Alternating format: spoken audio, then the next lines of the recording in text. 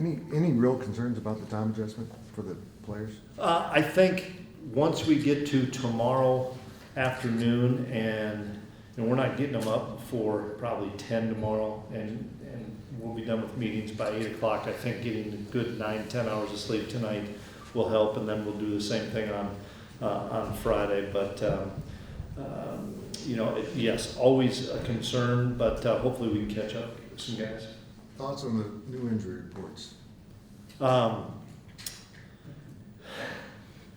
understand why we're doing it. I don't have a lot of great thoughts on it. I mean, I know who's out there for us that is going to play, and I trust Mindy, and Mindy's putting their names on and where she sees them at. I know if they're out. I know because they haven't practiced for a while. So I'm sure we'll all get a feel for it. I didn't even look at Iowa State's report.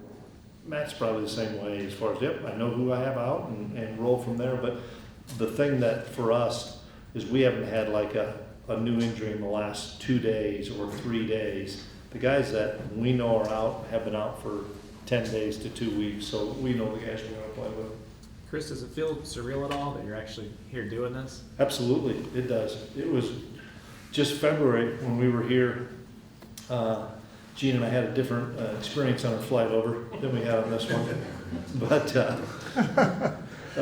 yeah, it is. And in February, I thought this is not going to be here for a long time. I just yeah, it's great, excited about it, but it's still a long ways away. And then I think at media day, it kind of hit me, and I talked to Matt, and we're like, holy cow, we're rolling here in a few weeks. And so now that we have landed and get a chance to get our body clocks hopefully reset, I think we'll be ready to go.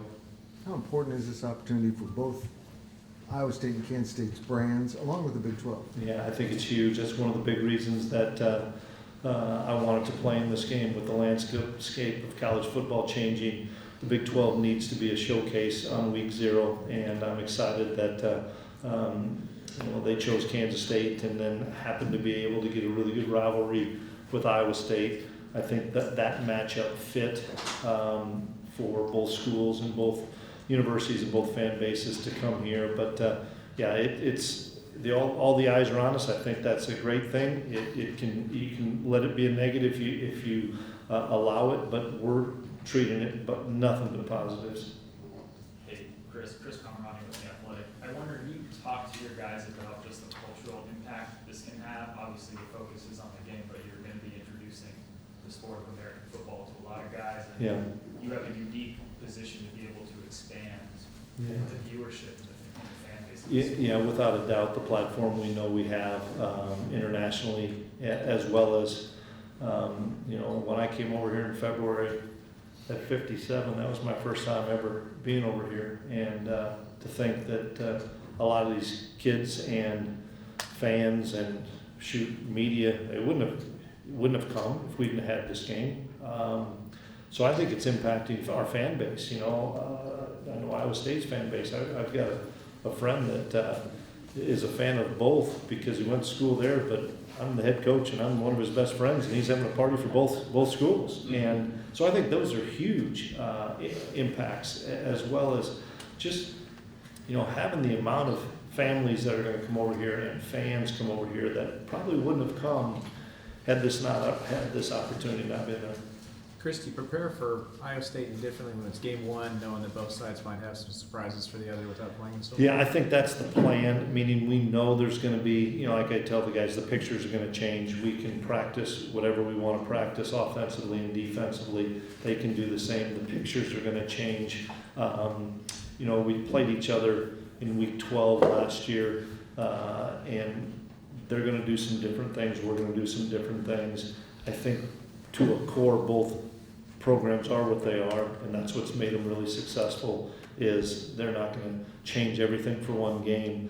Neither are we. But yeah, who can adapt and adjust? And I think both teams have veteran guys that I think the team that does it the best, but both teams I don't think are going to be alarmed by it. You were out there looking in the eyes of your players. You've been with them for years, and then you've got spring and summer, and now you're here, and you're looking at those guys. What are you thinking about? Maybe what sense of pride do you feel at that moment? Yeah, being the fact that it's year 7 for me, and to think how far we've come. I look at guys like TP and who's been here since year 7 with me. Did a home visit with a kid in December of 18. Go figure that one out. And he's playing in his 7th year here. Guys like Swanee and Dez and guys that have been around for a long time, to see how they have grown the program, in this time we have here, have been here, and then just the opportunity, once again, it's a game that everybody's eyes are going to be on, and I think that's something our kids are really relishing and excited about. Time for one more? Coach, outside of obviously winning this game and getting on the plane at the weekend, what's the one thing you want to take away from this experience for yourself and for your team? Something that I know that we're all competitive. We all want to win. We all are going to be disappointed if we don't. I hope all of our players, whether it's 10 years from now, 20 years from now, 40 years from now, can tell whomever I was a part of that game. And I know that this game is going to continue to grow. And the fact that not only were we a part of it, we were chosen. And I think that's the cool thing, is it wasn't just random out of a hat. Kansas State was chosen. And I think all the pubs are going to see why that Kansas State was chosen, which is awesome. And I know our players are really excited about just having the opportunity to be a part of this great festival game that we're going to have.